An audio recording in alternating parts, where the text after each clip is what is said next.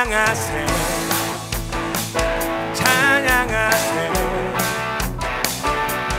왕께 소리 높여 찬양받기에 합당하신 주님 찬양받기에 합당하신 주님 언제나 동일하신 무릎 꿇고서 그 이름 외치세 예수 나의 왕 예수 나의 왕 예수 나의 왕 찬양받기에 합당하신 주님 찬양받기에 합당하신 주님 언제나 동일하신 내 마음을 다해 고백하면 좋겠습니다.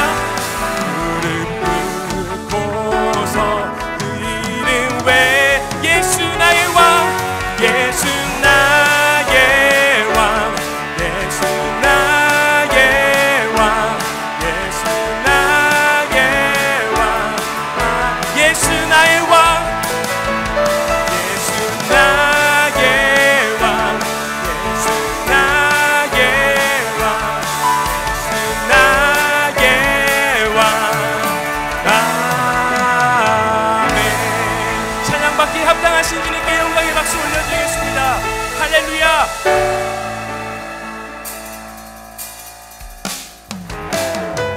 하나님께서 우리를 예배처럼 이 자리에 불러주셨습니다.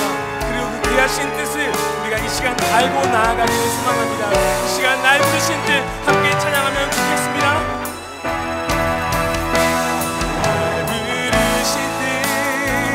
내 생각보다 크고 날 향한 계획 나의 지혜로 증량 못하나 가장 좋은 길로 가장 완전한 길로 오늘도 날 이끄신 은혜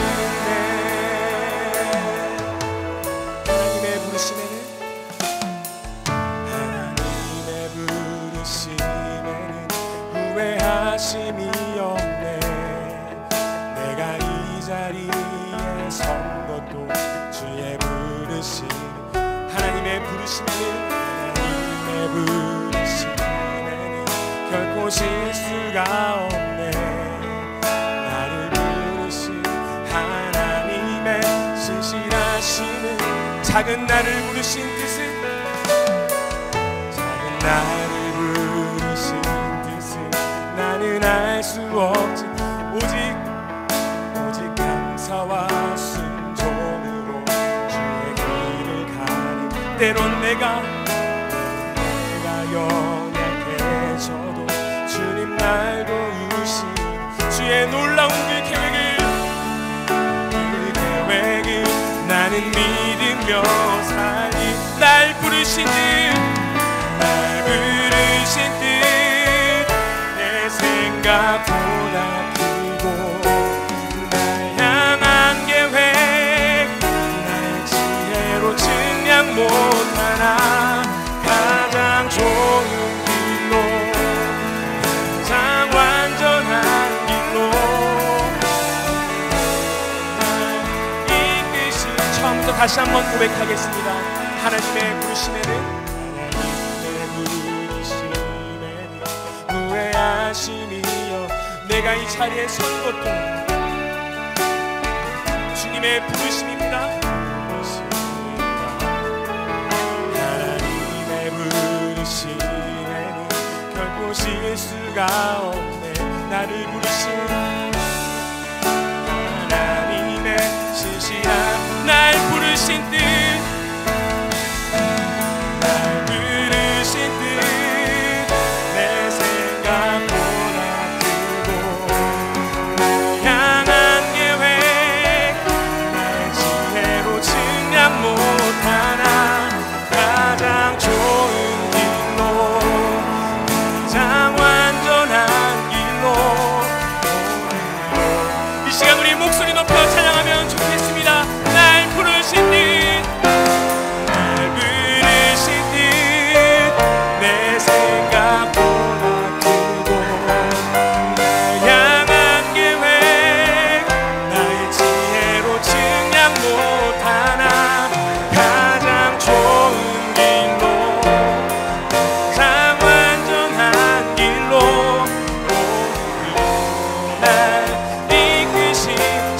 신실하신 주를 찬양해.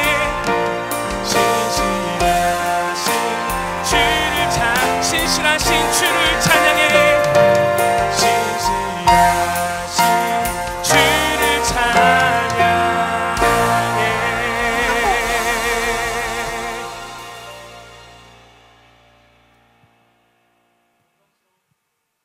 영광스러운 주일입니다. 거룩하신 하나님께서 우리를 예배자로 부르셨습니다. 이제 다 함께 자리에서 일어나셔서 사도신경으로 우리의 신앙을 고백하겠습니다.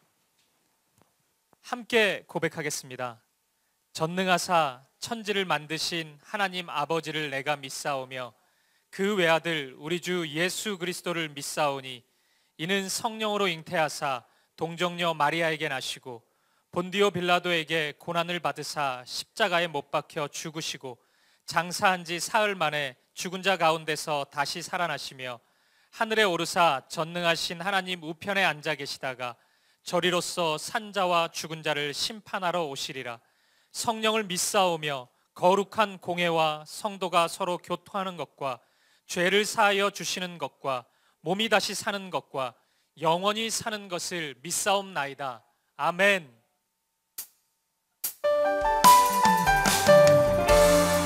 우리의 마음과 정성과 뜻을 다하여 신실하신 하나님을 찬양합니다. 신실하신 하나님,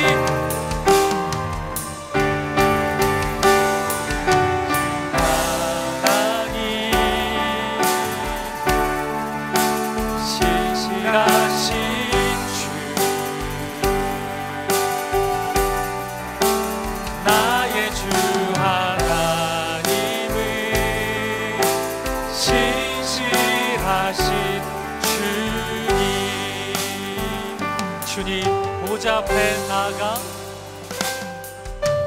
주님 보좌 앞에 나가 참된 안식과 기쁨 나누리겠네. 영광하며 주의 얼굴 구할 때 신실하신 하나님, 신실하신 하나님, 신실하신 주, 나의 주 하나님은 신실하신 주, 주 영광 여기 임하사, 주 영광 여기 임하사 열방 향해 그 빛 비추소서.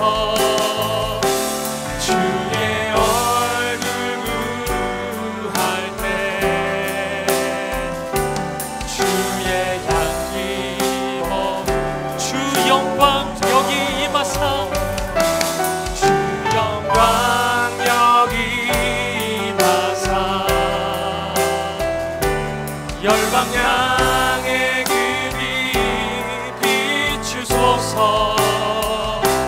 주의 얼굴 구할 때 주의 향기 예배합니다. 예배합니다. 찬양합니다. 주님만 날 다스리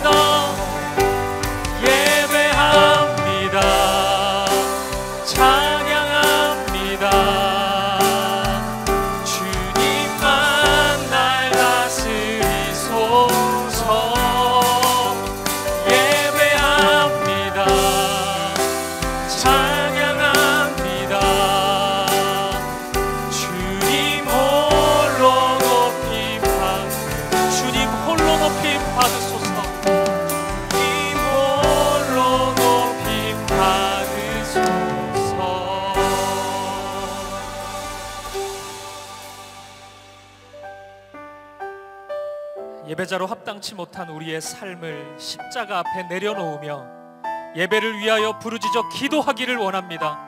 주여 은혜를 부어 주옵소서. 다 같이 통성으로 기도하시겠습니다.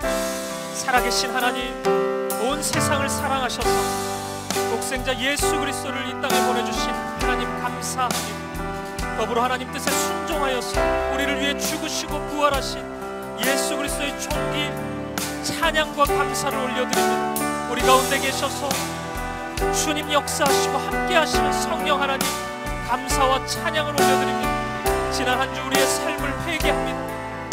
하나님 사랑을 잊지 않으려 애썼지만 하나님 자녀로서 합당치 못했던 우리의 연약함이 있으면 용서하여 주시옵소서. 오늘 사김의 교회 첫 예배 가운데 기쁨으로 하나님 앞에 나아갈 수 있도록 인도하여 주시옵소서. 우리를 붙잡아 주시고 오늘부터 나아가는 모든 발걸음 하나님의 말씀을 따라 나아가는 주님의 될 수 있도록 인도하여 주시옵소서. 모든 성도님들의 마음을 붙잡아 주시고 인도하여 주시고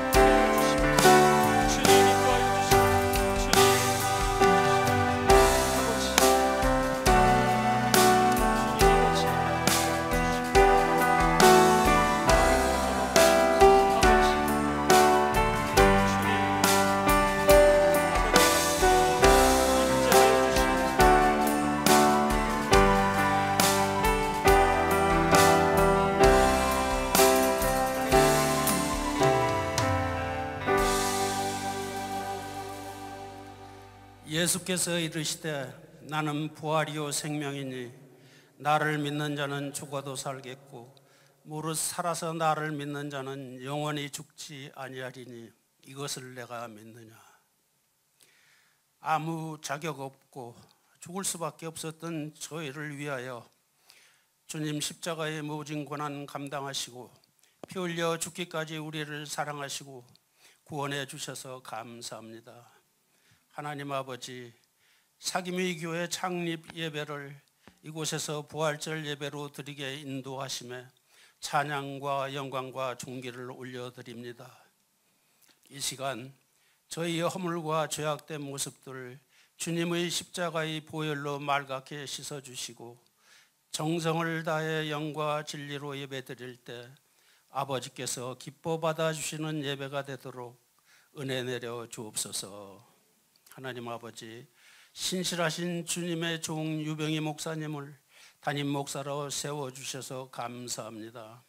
항상 주님 뜻 가운데 사역하실 수 있도록 성령으로 기름 부어주시고 영육간에 강건하게 붙들어 주옵소서. 주님 주시는 지혜와 총명으로 능력 있는 목회가 되게 하옵소서. 목사님 단위에서 말씀 증거하실 때 저희를 아멘으로 화답하고 마음판에 새겨 실천하는 믿음 허락하여 주옵소서. 하나님 아버지, 교회를 위해 기도드립니다.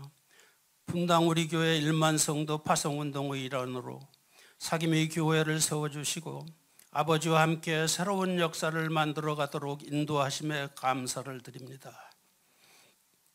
성도 중에 아직까지 교회 결정을 못하고 계신 분들의 마음문을 열어 주옵소서. 교회가 새로 시작되어 연약하고 부족한 점들이 많으나 주님 주시는 은혜로 성도들이 합심하여 좋은 교회 이루어가게 하실 줄 믿습니다. 성도들이 하나님을 더 깊이 알아가고 낮은 자세로 서로를 사랑하고 섬기게 하옵소서. 지역사회에서 빛과 소금의 역할을 잘 감당하여 선한 영향력을 끼치고 복음의 능력이 온전히 전파되어 많은 생명을 살리는 그런 교회 되게 하옵소서. 아버지 하나님, 이 나라와 이 민족을 불쌍히 여겨 주옵소서. 대통령 선거가 끝났으나 분열과 대립으로 혼란스럽습니다. 위정자들이 하나님을 두려워하고 나라와 국민을 위하여 헌신 봉사하도록 도와주옵소서. 아버지 하나님, 오늘도 주님의 몸된 교회를 위해 힘쓰시는 여러 교역자들, 찬양팀, 그리고 보이지 않는 곳에서 이 모양 저 모양으로 수고하는 손길들 기억하시고 축복하여 주옵소서. 모든 말씀 살아계신 우리 주 예수님의 이름으로 기도드립니다. 아멘.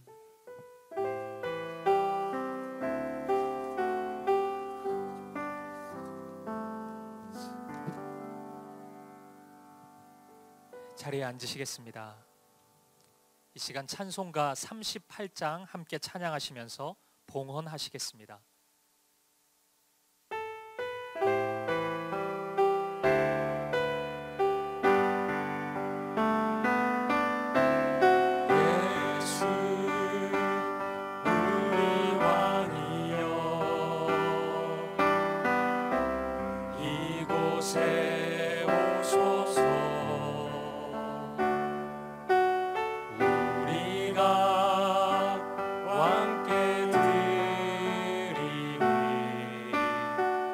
영광을 받아 주소서. 우리는 주님의 백성, 주님은 우리 왕이라. 왕이신 예수님 오셔서 좌정하사 다스리소서. 예수 우리 주시여, 이곳에 오셔서 우리가 주께 드리는 찬양을 받아 주소서. 우리는 주님의 종들, 주님은 우리 주시라. 주 대신 예수님 오셔서 이 찬양을 받아 주소서.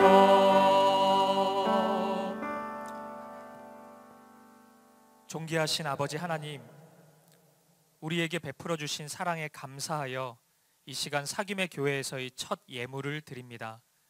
드려진 물질이 오직 십자가 사랑과 부활의 생명을 전하는 도구가 되게 하여 주옵소서. 혹 드리고 싶은 마음 가득하나 손이 비어 드리지 못한 성도들이 있다면 우리 사김의 교회 성도들의 삶의 형편을 붙잡아 주옵소서. 예수 그리스도의 이름으로 기도합니다. 아멘. 우리 이 시간에는 오늘 사김의 교회 첫 예배를 맞아서 우리 김창규 집사님, 김지현 집사님 가정에서 특별 찬양으로 하나님께 영광 돌리겠습니다.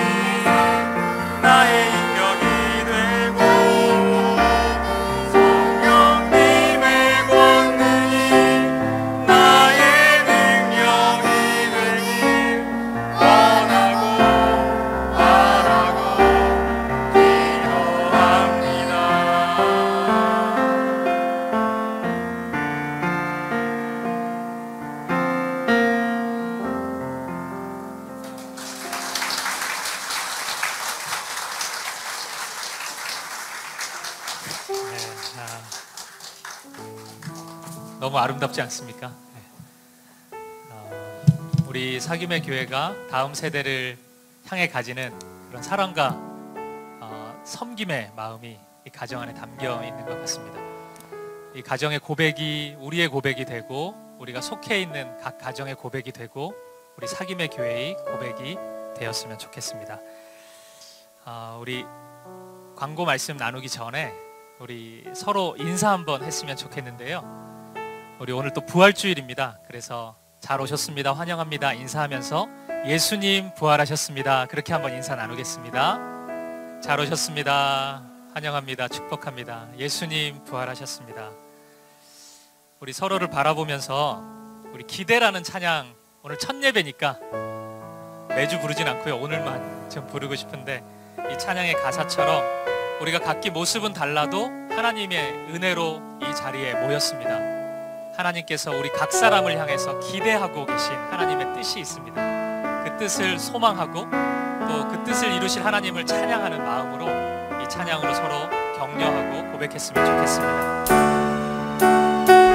주 안에 우린 하나, 우리 바라보시면서 고백할까요? 주 안에 우린 하나, 모습은 달라도 예수님 한 분만, 사랑과 선행으로, 사랑과 선행으로 서로를 따스함으로 보듬어. 주님 우리 안에, 주님 우리 안에 함께 하시니 형제 자매의 기쁨과 슬픔 느끼네. 내 안에 있는 주님 모습 보네. 그분 기뻐하시네. 주님 우리를 통해 계획하시니, 주님 우리를 통해 계획하시니 부족한 입술로 찬양하게 하시니, 주님 우리를 통해 계획하시니 너를 통해 하실 일 기대. 주님 우리를 통해 계획하시니, 주님 우리를 통해 계획하시니 부족한 입술로 찬양하게 하시니, 주님 우리를 통해 계획하시니 너를 통해 하실 일 기대해. 아멘. 주님께서 우리를 통해 하실 일들이 있습니다. 그 일을 이루실 주님을 찬양합니다. 아멘. 광고를 몇 가지 드리겠습니다. 오늘 예배는 사귐의 교회 창립 예배로 드립니다. 저는 한 교회의 첫 예배, 창립 예배를 처음 참석해 봅니다. 여러분들 중에도 그런 분들이 있을 텐데, 우리 사귐의 교회가 오직 하나님께만 영광 돌리는 교회 되도록 많이 기도해 주시기 바랍니다. 또 오늘과 다음 주일 예배는 온 가족 예배로 함께 드립니다. 우리 중학생 이상 학생들은 우리 작년 예배 같이 참석해 주시면 되고요. 우리 초등학생들 또 유아 유치부 학생들은 2부 예배 때 우리 맞은편에 있는 스튜디오에서 특별 순서를 가집니다. 2부 예배만 그렇게 진행합니다. 주중 예배 안내를 드리겠습니다. 이번 주부터 주중 예배, 수요 예배가 진행됩니다. 이 자리에서 수요일 날 오후 7시 30분에 우리 하나님께 함께 예배하겠습니다. 그리고 새벽 예배는 매일 월요일부터 토요일까지 오전 5시 30분에 온라인으로만 진행하겠습니다. 사귐의 교회 유튜브 채널을 통해서 우리 매일 성경으로 하루를 깨우고 말씀을 묵상하도록 하겠습니다. 다음 세대 예배 안내입니다. 말씀드린 것처럼 5월 1일부터 다음 세대의 모든 부서 예배가 진행됩니다. 우리 주보 1면을 참조하셔서 우리 아이들 다음 세대 예배 보내주시면 좋겠습니다. 비전센터 안내입니다. 우리가 지금 학교를 빌려서 쓰고 있기 때문에 예배 외에는 이 공간을 활용할 수가 없습니다. 그래서 다음 세대와 주중 모임을 위한 비전센터가 마련되어 있습니다. 비전센터라 그러니까 드림센터를 생각하시는 분도 있을 수 있는데 그렇지는 않습니다. 10분 정도 도보로 이동하면은 우리 비전센터가 있습니다. 아직 다 준비가 되어 있지는 않은데 혹시 궁금하신 분들은 오늘 예배 후에 같이 가셔서 한번 둘러보시고 집에 돌아가시면 좋겠습니다. 온라인 예배 안내입니다. 우리 유튜브 채널 또 홈페이지 통해서 온라인 실시간 예배 또 설교 영상, 교회 소식 등을 제공하고 있습니다. 우리 주일 예배는 주일 2부와 3부만 실시간 예배 송출을 하도록 하겠습니다. 그리고 봉사자 모집하고 있습니다. 교회가 처음 세워지다 보니까 모든 게 다 손길이 필요합니다. 잘해서 섬기는 게 아니고요. 마음이 있으신 분들은 문의해 주시면 어떤 자리에서든지 우리 교회를 위해서 섬길 수 있을 것 같습니다. 오늘 창립 예배고 또 오늘 부활주일이죠. 그래서 간식이 준비되어 있습니다. 떡이 있고 계란도 있고 물이 있는데 일부 예배 때 너무 많이 오셔가지고 간식이 지금 부족하다고 합니다. 그래서 가정당 하나, 일부 예배는 다 가져갔는데 우리 이분은 가정당 하나만 가져가도록 하겠습니다. 그리고 청소년 부서, 우리 중학생, 고등학생, 학생들은 1층 로비에서 특별한 선물이 또 부서에서 준비되어 있다고 합니다. 돌아가시다가 받아가시면 좋겠습니다. 마지막 헌금 안내인데요. 헌금은 들어오시면서 헌금함에 넣어주시면 되고요. 별도의 헌금 시간은 우리 예배 때 가지지 않도록 하겠습니다. 온라인 헌금은 계좌가 있습니다. 아직 교회가 오늘 첫 예배라서 교회 고유 번호를 받지 못하다 보니까 임시 계좌를 사용하고 있습니다. 제 이름이 나오는데 우리가 분당우리교회 재정 시스템을 그대로 가지고 오기 때문에 제가 계좌에 접근을 하거나 이렇게 확인을 할 수는 없습니다. 그래서 온라인으로 헌금하실 분은 우리 몇 주 동안은 임시 계좌에 헌금을 해주시면 되겠습니다. 제가 한 가지를 빠뜨렸네요. 새가족 등록 안내입니다. 오늘 방문하신 분들 중에 등록을 원하시는 분들은 우리 밖에 로비에서 등록 카드 작성하시고 저 잠깐 만나고 가시면 좋겠고요. 온라인으로 등록하시는 분들도 이메일로 등록이 가능하니까 기억해 주시면 좋겠습니다. 네, 하나님 말씀 우리 보도록 하겠습니다. 오늘 사김의 교회 첫 예배 우리에게 주신 하나님의 말씀은 신약성경 마태복음 14장 22절부터 33절까지 말씀입니다. 우리 다 함께 자리에서 일어나셔서 이 말씀을 한 절씩 교독하도록 하겠습니다. 제가 먼저 22절 말씀을 읽겠습니다. 예수께서 즉시 제자들을 재촉하사 자기가 무리를 보내는 동안에 배를 타고 앞서 건너편으로 가게 하시고 무리를 보내신 후에 기도하러 따로 산에 올라가시니라. 저물매 거기 혼자 계시더니 배가 이미 육지에서 술이나 떠나서 바람이 거스름으로 물결로 말미암아 고난을 당하더라. 밤 사경에 예수께서 바다 위로 걸어서 제자들에게 오시니 제자들이 그가 바다 위로 걸어오심을 보고 놀라 유령이라 하며 무서워하여 소리 지르거늘 예수께서 즉시 이르시되 안심하라 나니 두려워하지 말라. 베드로가 대답하여 이르되 주여 만일 주님이시거든 나를 명하사 물 위로 오라 하소서 하니 오라 하시니 베드로가 배에서 내려 물 위로 걸어서 예수께로 가되 바람을 보고 무서워 빠져가는지라 소리질러 이르되 주여 나를 구원하소서 하니 예수께서 즉시 손을 내밀어 그를 붙잡으시며 이르시되 믿음이 작은 자여 왜 의심하였느냐 하시고 배에 함께 오름에 바람이 그치는지라 배에 있는 사람들이 예수께 절하며 이르되 진실로 하나님의 아들이로소이다 하더라. 아멘. 자리에 앉으시겠습니다. 오늘 본문의 말씀은 매우 갑작스러운 명령으로 시작합니다. 22절에 나오는 즉시, 재촉하사 이런 표현들은 예수님이 매우 급하게 제자들을 어딘가로 몰아붙이고 있다는 것을 추측해 합니다. 본문 앞의 이야기는 우리가 많이 들어보았던 오병이어의 이야기입니다. 물고기 2마리와 떡 5개로 5,000명을 먹이셨던 놀라운 기적의 이야기입니다. 그리고 그 다음 이야기가 오늘 본문입니다.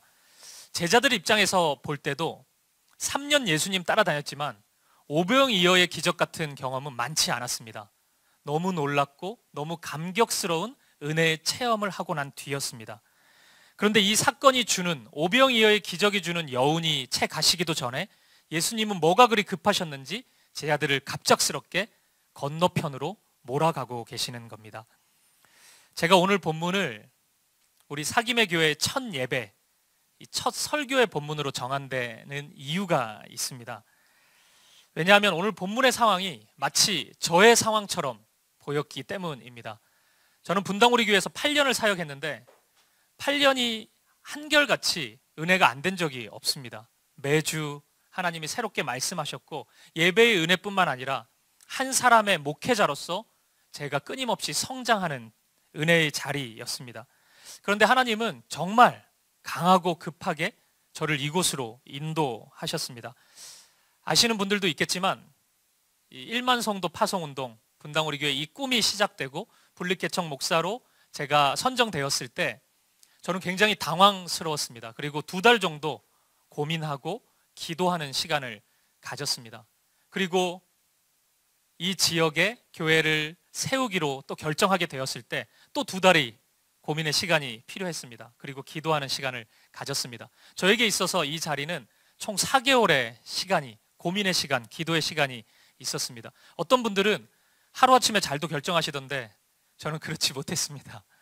담임 목사가 될 사람이 4개월이 걸렸습니다. 22절의 표현처럼 정말로 즉시 재촉하사 하나님의 재촉하심으로 저는 여기까지 온 것 같습니다. 그런데 이런 마음을 저 혼자만 경험한 것은 아닌 것 같습니다. 많은 분들이 저에게 얘기해 주시기를 이 사김의 교회로 오기까지 하나님의 강한 은혜의 손길, 인도하심이 있었다고 고백하셨습니다. 아마 많은 분들이 그런 동일한 고백을 하실 것입니다. 아닌가 보네요. 어떤 분들은 나 그냥 와봤다, 여차하면 안 올 거다, 뭐 이런 분들이 있을 수 있지만 또 몇몇 청소년 분들은 부모님에 따라서 거의 바벨론 포로처럼 여기 온 그런 눈빛도 있지만 그럼에도 불구하고 우리가 이 자리에 있다는 것은 하나님의 강한 손길이 있었음을 우리가 부인할 수 없습니다. 그러면 다시 말씀으로 돌아가서 이 질문으로 오늘 본문 말씀을 시작해 보았으면 좋겠습니다. 예수님은 왜 이렇게 하셨을까요?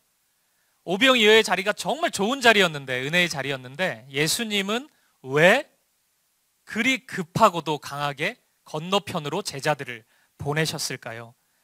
요한복음 6장 14절 15절에 보면 이 힌트가 있습니다.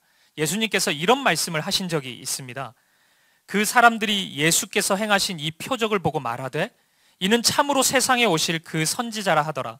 그러므로 예수께서 그들이 와서 자기를 억지로 붙들어 임금으로 삼으려는 줄 아시고 다시 혼자 산으로 떠나가시니라. 아멘. 예수님이 가시는 곳마다 엄청난 무리들이 몰려들었습니다. 근데 그 사람들의 반응이 예수님이 기대하셨던 정당한 반응이 아니었습니다. 하나같이 다 왜곡된 반응을 보였습니다.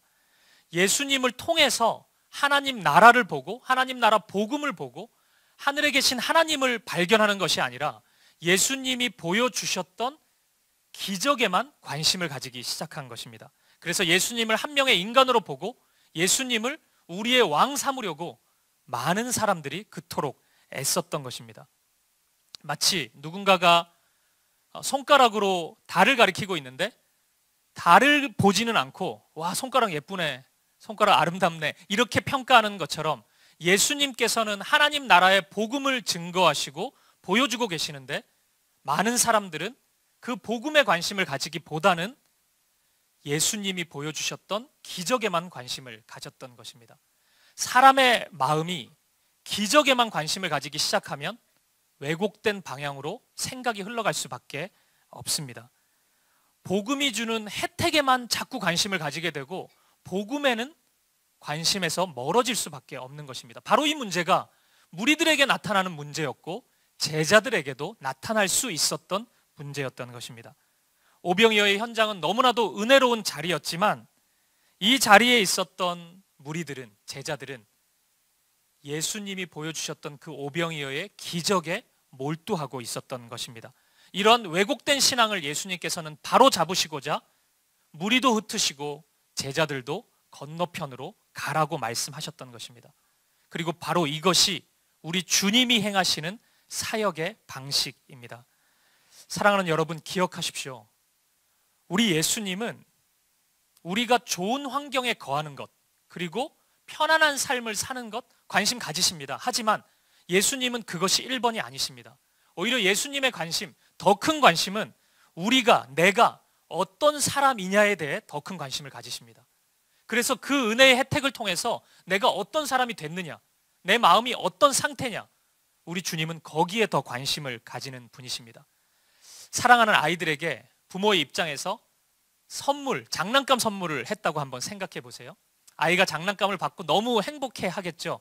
그 모습을 보는 것만으로도 부모는 기쁘겠지만 그 아이가 그 장난감에 몰두한 나머지 부모에 대한 감사도 없고 부모의 존재조차도 다 잊어버린다면 그런 모습을 꿈꾸고 기대하는 부모는 없을 거잖아요.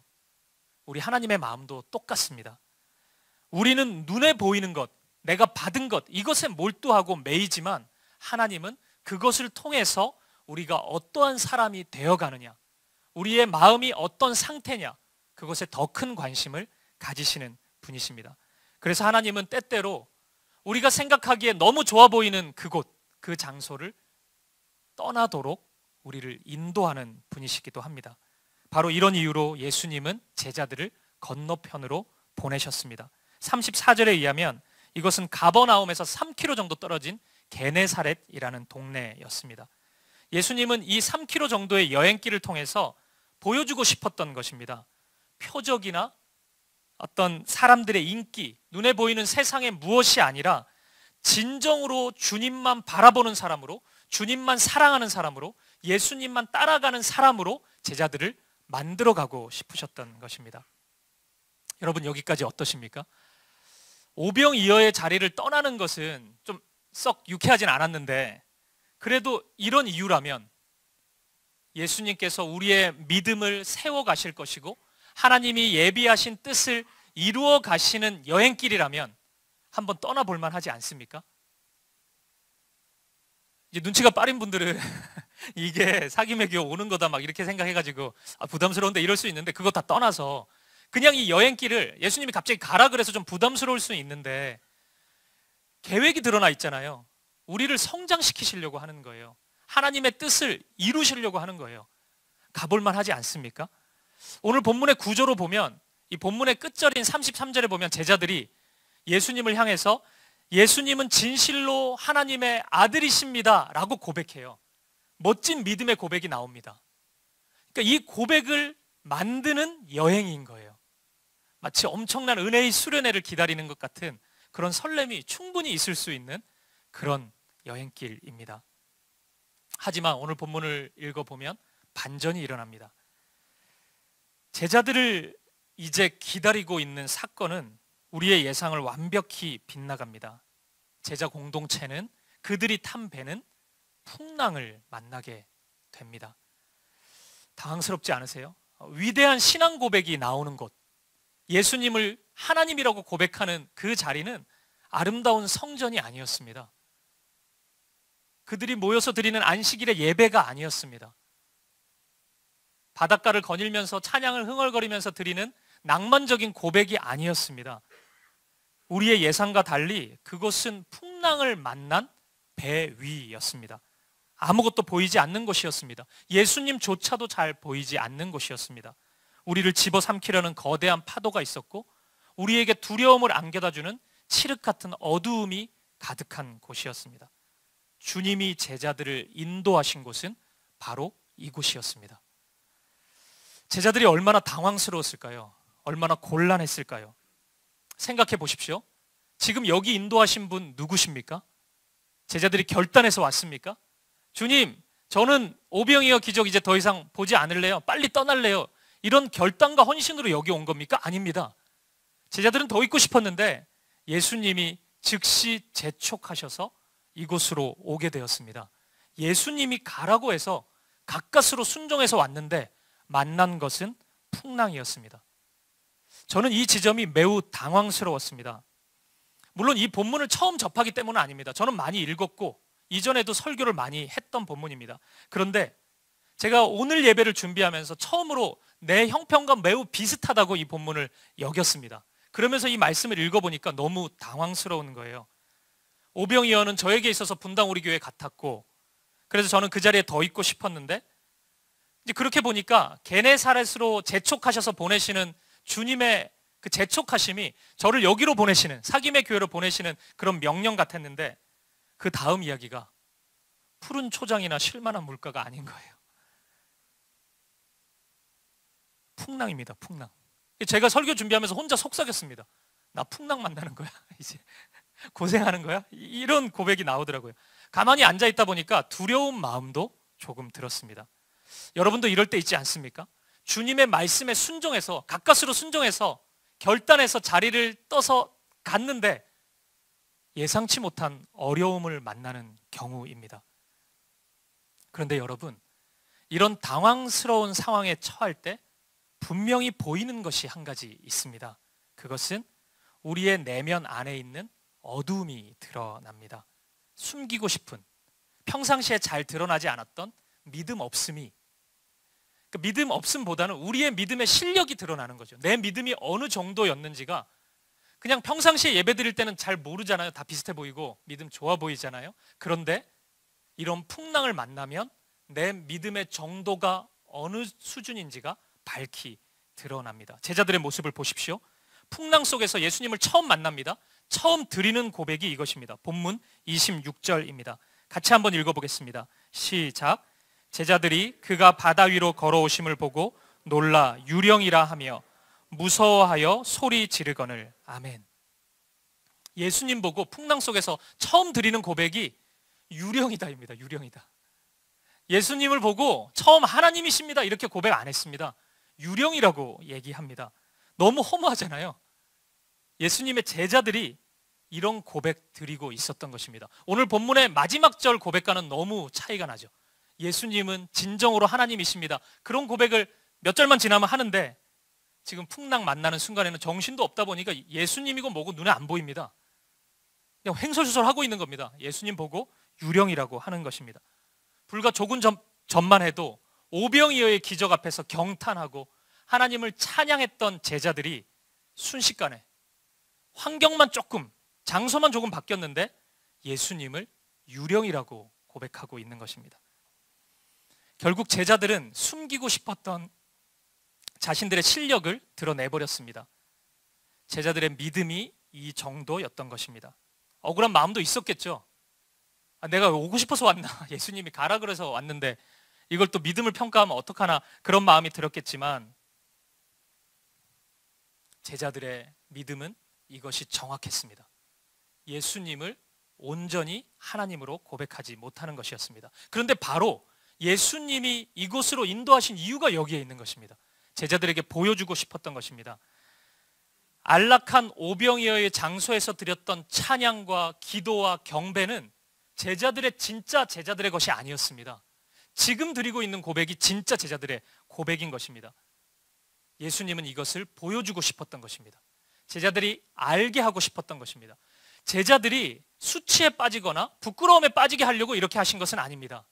제자들의 진짜 믿음의 실력을 보게 하시고 그 믿음이 자라도록 하셔서 참 고백을 드릴 수 있도록 만들게 하기 위함이었습니다. 만약 이 풍랑 속에서 제자들이 진정으로 예수님을 향해 믿음의 고백을 드릴 수 있다면 그 고백은 환경에 의한 감정적인 고백이 아닙니다. 진짜 고백입니다. 그들의 믿음의 고백이고 진짜 그들의 내면에서 나오는 참 고백인 것입니다. 사랑하는 여러분, 예수님은 이 목적으로 제자들을 게네사렛으로 인도하고 계십니다. 그리고 이 제자들의 여행은 우리 사귐의 교회의 출발과 무척이나 닮아 있습니다. 만약 그렇다면 지금 제자들이 보여주는 모습에 우리는 주목해야 할 것입니다. 어떤 과정을 통해서 제자들이 진짜 믿음의 고백을 하고 있는지 우리는 주목해야 할 것입니다. 동시에 이 순간 예수님은 무엇을 하고 계시는지, 예수님은 어디 계시는지 살펴보는 것도 우리에게 참 유익이 될 것입니다. 오늘 본문 속에서 제가 여러분과 함께 찾아보고 싶은 첫 번째 사건은 예수님만을 바라보면서 배에서 내리고 있는 베드로의 모습입니다. 여기에 주목해 보고 싶습니다. 죽음의 문턱을 넘나드는 풍랑 속에서 베드로는 그 풍랑을 바라보지 않고 예수님을 바라보고 있습니다. 그리고 이 바라봄이 베드로를 이 풍랑이 일고 있는 상황에서 배에서 내릴 수 있는 용기를 허락해 주었습니다. 사랑하는 여러분, 신앙의 핵심은 무엇을, 누구를 바라보느냐에 있습니다. 예수님만을 언제나 바라본다면 그는 믿음이 있는 사람입니다. 그런데 믿음이 없는 사람은 어떤 사람입니까? 언제나 상황과 환경에 함몰되는 사람입니다. 믿음의 사람은 어떤 상황이 있더라도 예수님만을 바라볼 수 있는 사람입니다. 만약 우리 주님이 이 풍랑 속에서 제자들을 통해 예수님을 바라보게 하시고 믿음을 자라게 하시는 것이 분명하다면 오늘 우리에게 원하시는 바도 분명하다고 생각합니다. 어디에 있든지 무엇을 하든지 우리가 예수님을 바라볼 수 있도록 주님은 인도해 가실 것입니다. 베드로를 보십시오. 베드로는 이 출발이 예수님을 바라보는 것으로 시작했습니다. 그러자 엄청난 풍랑이 일어났는데 그 풍랑이 베드로를 지배하지 못했습니다. 예수님을 바라보자 풍랑 속에서 배에서 내릴 수 있는 용기를 얻었습니다. 배에서 내리자 풍랑이 잔잔해졌습니까? 풍랑이 사라졌습니까? 그러지는 않았습니다. 풍랑은 똑같았어요. 환경은 하나도 변하지 않았습니다. 하지만 다른 길이 열렸습니다. 베드로는 예수님을 바라보면서 물 위를 걸어갈 수 있었습니다. 그것이 믿음의 힘이고 믿음이 만들어내는 기적인 것입니다. 이 출발이 무엇이었다고요? 갑자기 자고 일어나니까 물 위를 걷고 있었습니까? 아니죠. 예수님을 바라보는 것이었습니다. 풍랑을 바라보지 않고, 풍랑은 누구나 바라볼 수밖에 없는 환경이었지만 그것 바라보지 않고 예수님을 바라보는 것, 그것으로 베드로는 출발했던 것입니다. 예수님을 바라보면 배에서 내릴 수 있습니다. 예수님을 바라보면 물 위를 걸을 수 있습니다. 물 위를 걷다가도 빠지죠. 베드로는 빠집니다. 하지만 예수님을 바라보면 물 위를 다시 걸을 수 있습니다. 예수님의 손을 붙잡고 그 자리에서도 다시 일어설 수 있습니다. 사랑하는 여러분, 우리에게도 풍랑이 찾아올 때가 있습니다. 예수 믿는다고 풍랑 없는 것 아닙니다. 예수 믿는다고 어려움 없는 것 아닙니다. 하지만 믿음의 사람은 그때 예수님을 바라볼 수 있습니다. 그 차이입니다. 똑같은 풍랑을 경험하지만 예수 믿는 자는 풍랑 가운데 예수님을 바라볼 수 있습니다. 그리고 풍랑 가운데 배에서 일어설 수 있습니다. 배에서 내릴 수 있습니다. 오늘 이 자리 가운데 풍랑의 환경으로 두려움 속에 주저앉아 있는 분이 있다면 예수님을 바라보십시오. 예수님을 바라보고 그 자리에서 일어설 수 있기를 축복합니다. 그리고 우리 사김의 교회가 예수님만 바라보는 풍랑을 이기는 믿음으로 충만한 교회가 되기를 간절히 소망합니다. 우리 사김의 교회도 풍랑을 분명히 만날 것입니다. 첫 예배부터 이런 얘기하기 좀 그런데 제가 오늘 우리 사김의 교회는 풍랑이 없을 것입니다 이렇게 외치면 저도 기분 좋고 우리 모두가 기분은 좋을 것입니다. 하지만 그것은 거짓입니다. 풍랑을 만날 것입니다. 다음 주에 만나지 않기를 저는 바랄 뿐이지 언젠가는 분명히 비바람을 만날 것입니다. 하지만 그 풍랑이 우리 사김의 교회를 결코 무너뜨리지 못할 것입니다. 결코 우리를 쓰러뜨리지 못할 것입니다. 오직 믿음으로 예수님을 바라봄으로 두려움의 배에서 내리고 물 위를 걸어갈 수 있는 저와 여러분, 우리 사김의 교회가 되기를 간절히 축복합니다. 그리고 두 번째, 이 풍랑 속에서 주목해야 되는 정말 중요한 한 가지가 있습니다. 그것은 제자들을 살리시기 위해 물 위를 걸어오시는 예수님입니다. 보십시오. 이 풍랑 속에서 제자들이 지금 베드로가 예수님 보고 막 물 위를 걷고 막 이런 기적들을 경험하고 있는데 예수님께 제자들이 나아간 것이 아닙니다. 이 풍랑을 뚫고 엄청난 믿음을 가지고 예수님 앞에 달려가면서 이 기적을 체험한 것이 아닙니다. 예수님이 이 자리에 친히 오셨습니다. 예수님이 오시지 않았다면 베드로는, 제자들은 이런 믿음을 가지지도 못했을 것이고 예수님 앞에 나아갈 수도 없었습니다.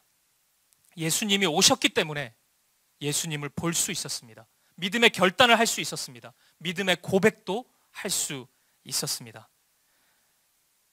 물론 예수님은 물에 빠진 베드로를 책망하기도 합니다. 왜 믿음이 그것밖에 없냐고 얘기하기도 합니다. 하지만 그 물에 빠진 순간에도 예수님이 손을 내미십니다. 먼저 내밀어 주십니다. 그리고 베드로의 손을 잡고 물에서 건져 내십니다. 당황하고 있던 제자들을, 우리를 먼저 찾아오신 분은 우리 스스로가 아니라 예수님이십니다. 사랑하는 여러분, 우리가 가진 믿음이라는 것은 대단해 보이지만 결코 대단한 것이 아닙니다. 뭐 특별 새벽 기도회나 고난주간 집회 이런 거 하면 한 2, 3일 좋죠. 막 배에서도 가끔 내리고 무리도 어쩌다 한번 걷고 뭐 이렇게나 할 수 있는데 한 3, 4일만 지나면은 자꾸 물에 빠져듭니다. 두렵고 왜 여기 보냈냐 그러고 이런 고백밖에 안 나오는 정도입니다. 하지만 여러분, 그런 작은 믿음도 내가 가진 것은 아닙니다.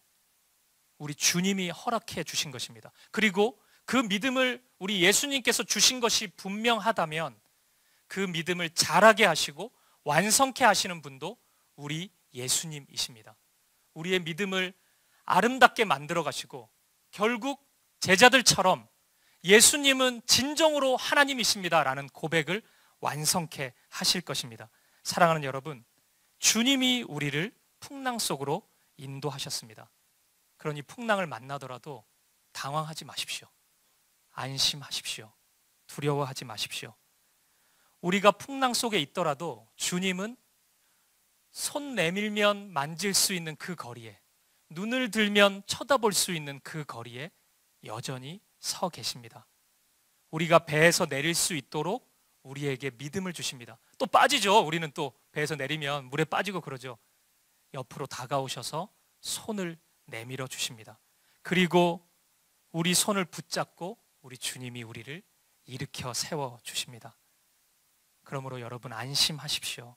주님이 우리를 믿음의 사람으로 만드실 것입니다. 주님이 우리 사김의 교회를 믿음의 공동체로 만들어 가실 것입니다. 말씀을 마무리하겠습니다. 사랑하는 여러분, 오늘 제자들이 보인 이 믿음의 연약함, 이 믿음의 밑바닥은 어쩌면 우리의 모습인지도 모르겠습니다. 저와 여러분의 모습인지도 모르겠습니다. 오병이어의 현장 속에서는 꽤나 그럴듯해 보입니다. 거기서 경탄하지 않는 사람이 어디 있겠습니까? 거기서 예수님을 찬양하지 않는 사람이 어디 있겠습니까? 거기서 예수님께 기도하지 않는 사람이 어디 있겠습니까? 하지만 풍랑을 만나자 제자들은 예수님을 유령이라고 고백합니다. 신경질 내고 있습니다. 주님께 순종했는데 왜 이 모양이냐고 따지고 있습니다. 그것이 바로 저와 여러분의 모습인지도 모르겠습니다. 하지만 우리에게는 믿음이 있습니다. 그리고 그 믿음으로 예수님을 바라볼 수 있습니다. 풍랑은 여전하지만 배에서 내릴 수 있습니다. 그리고 물 위를 걸어갈 수 있습니다.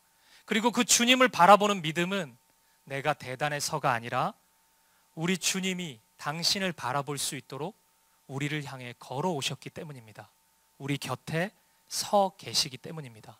풍랑 속에 있더라도 두려워하지 마십시오.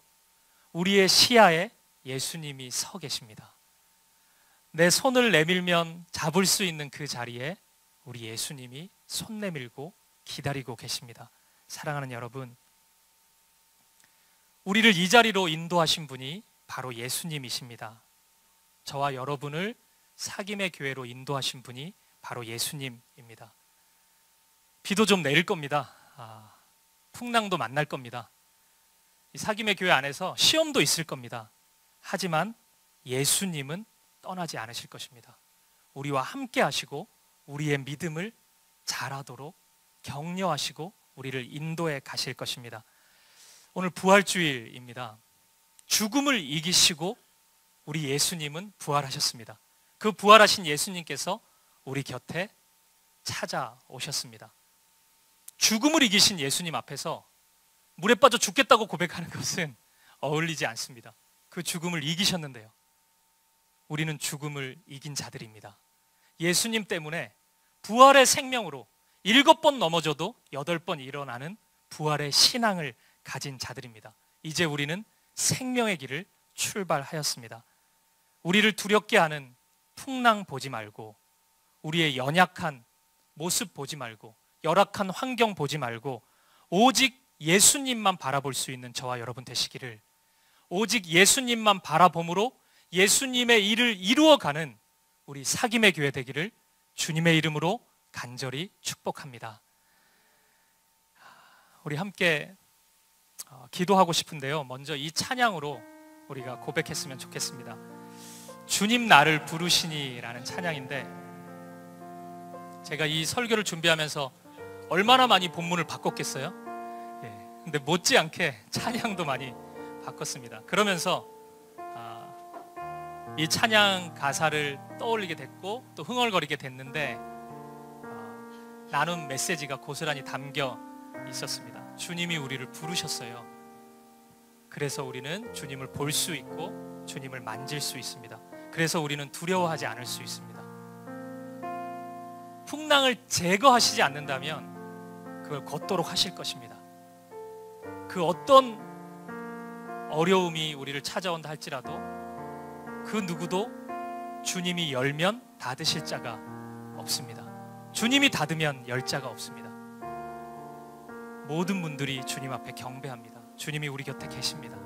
그 주님을 고백하고 그 믿음 주심을 감사하면서 이 사김의 교회가 또 그런 믿음의 교회가 되도록 고백하면서 이 찬양을 함께 하나님께 올려드리겠습니다.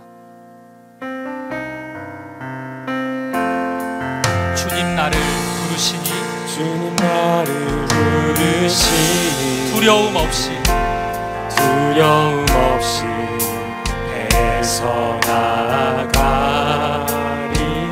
주님 나를 부르시니, 주님 나를 부르시니 주님 내게 오라시니,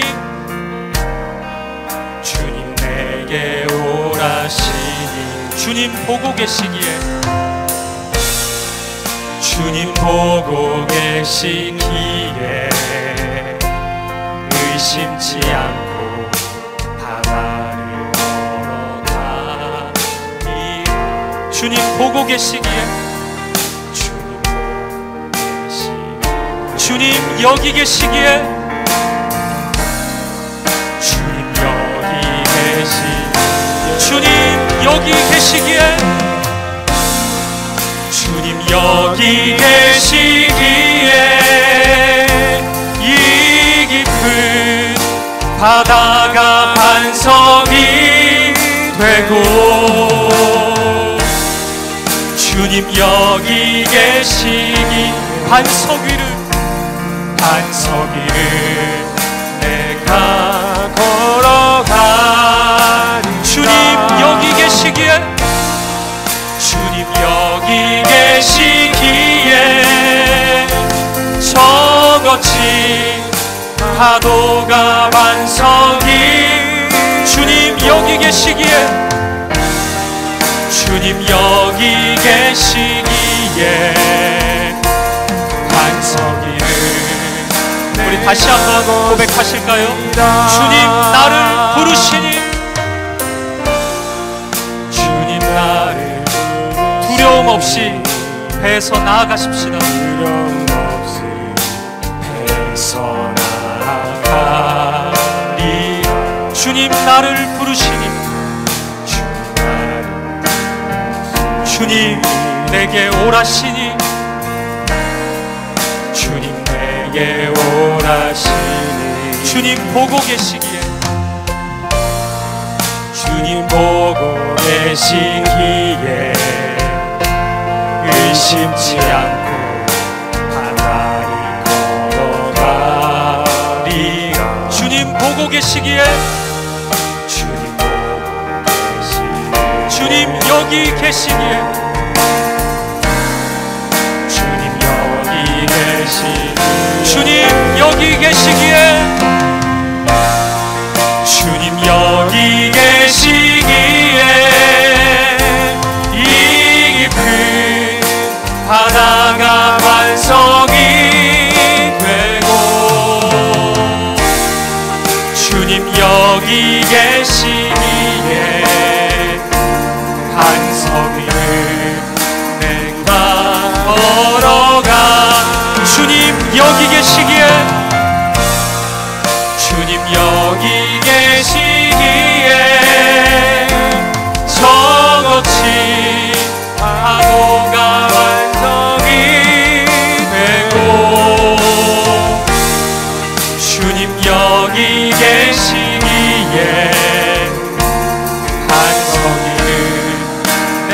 나갔습니다. 우리 이 시간 같이 한번 기도할 때 혹시 오늘 이 시간 풍랑의 환경 속에서 두려움에 떨며 주저앉아 있는 분들이 있다면 주님 우리를 부르십니다. 내가 여기 있다고 말씀하시고 나를 보라고 말씀하십니다. 여러분 기억하십시오. 주님을 바라보면 그 자리에서 일어설 수 있습니다. 주님을 바라보면 배에서 내릴 수 있습니다. 주님 제게 그 믿음을 주시옵소서. 일어설 수 있는 믿음, 주님께 나아갈 수 있는 믿음을 주시옵소서. 주님 역사하여 주시옵소서. 우리 더불어 우리 사김의 교회를 위해 기도해 주십시오. 주님, 이 교회가 처음 발걸음을 내딛는 우리 사김의 교회가 주님을 바라보는 교회, 주님만 바라보는 교회, 주님만 의지하고 신뢰하는 교회, 주님만 바라보며 달려가는 교회 되게 하여 주시옵소서. 우리 한마음과 한뜻으로 이 시간 기도하며 나아가겠습니다. 함께 기도하시겠습니다. 살아계신 하나님 아버지, 주님 감사합니다. 오늘 이 시간 우리를 주님 앞으로 불러주시니 감사합니다. 주님, 우리를 두렵게 하는 풍랑 보지 않고 우리의 열악한 환경을 보지 않고 주님을 바라볼 수 있는 믿음을 주시옵소서. 우리의 곁에 오신 주님, 우리의 옆에 서 계시는 주님, 주님을 바라보며 일어설 수 있도록 주님 우리를 인도하여 주시옵소서. 예수님 바라보게 하시고 예수님 의지하게 하시고 신뢰하며 나아갈 수 있는 우리가 되게 하여 주시옵소서. 주님 인도하여 주시옵소서. 아버지 하나님 인도하여 주시옵소서. 우리 사김의 교회를 붙잡아 주시옵소서. 예수님만을 바라보는 교회 되게 하여 주시옵소서. 예수님만 의지하고 신뢰하는 교회 되게 하시고 예수님만 따라가는 교회 되게 하여 주시옵소서. 주님 첫 발걸음을 내딛는 우리 공동체가 주님 함께 하시고 역사하시고 인도하여 주시옵소서. 주님 함께 하여 주시옵소서. 모든 두려움 내려놓고 바라보며 나아갈 수 있는 아버지 하나님 인도하여 주시옵소서. 주님 인도하여 주시옵소서. 주님 인도하여 주시옵소서. 주님 인도하여 주시옵소서. 살아계신 하나님 아버지, 이 시간 두려움 속에 풍랑 앞에서 주저앉아 있는 심령들이 있다면 주님 찾아오시옵소서. 우리의 이름을 불러주시옵소서. 나를 보라고 말씀하여 주시옵소서. 내 곁에 계시는 주님 바라보며 주님 손 잡고 이 자리를 일어서게 하여 주시옵소서.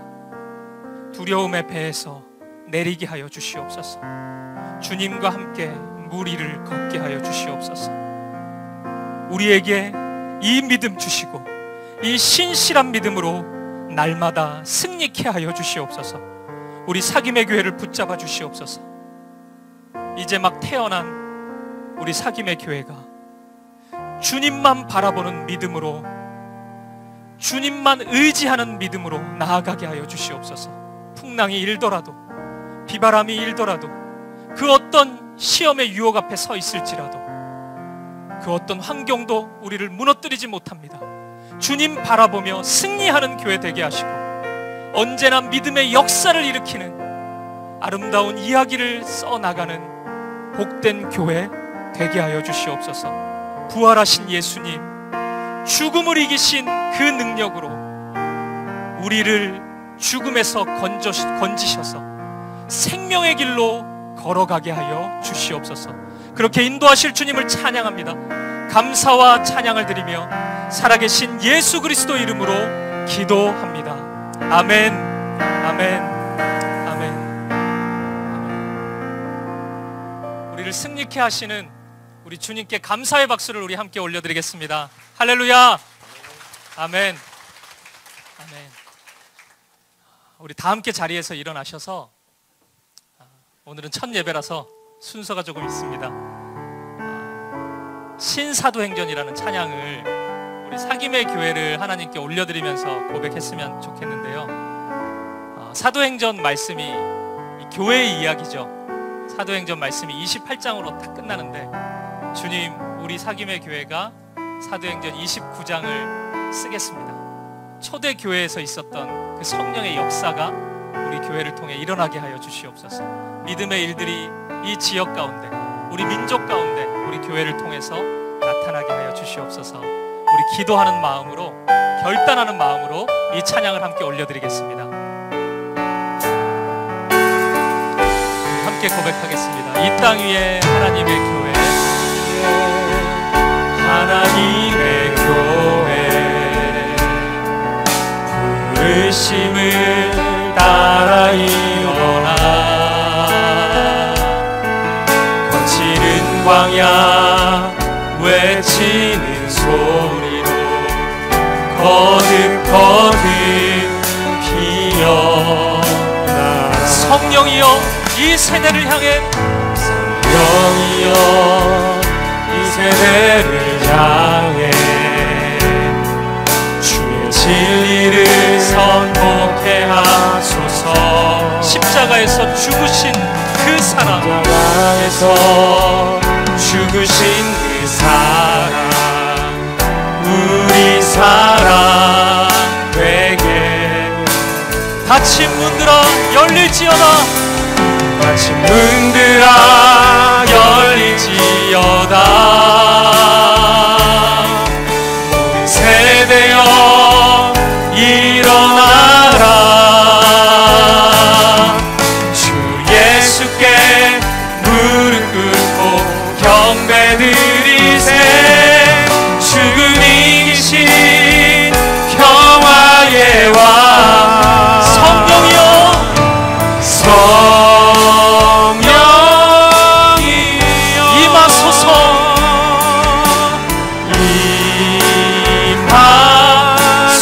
임하소서. 초대교회 역사 같은 권능으로 모든 교회 일으켜 주소서. 일어나라,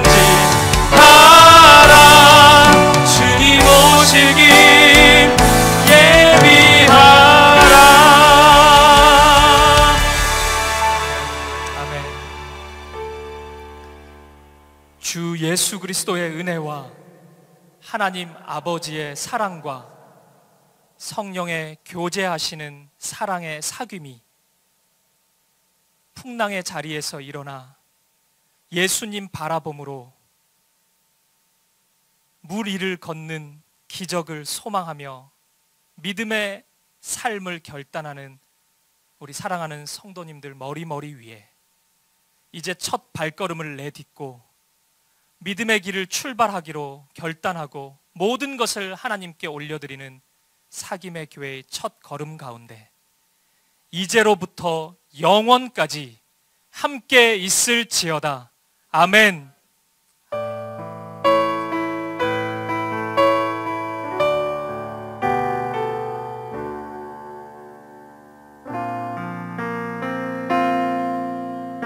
께서 인도하시는 평안한 한 주 되시기를 소망합니다. 주님 여기 계시기에, 주님 여기 계시기에 이 깊은 바다가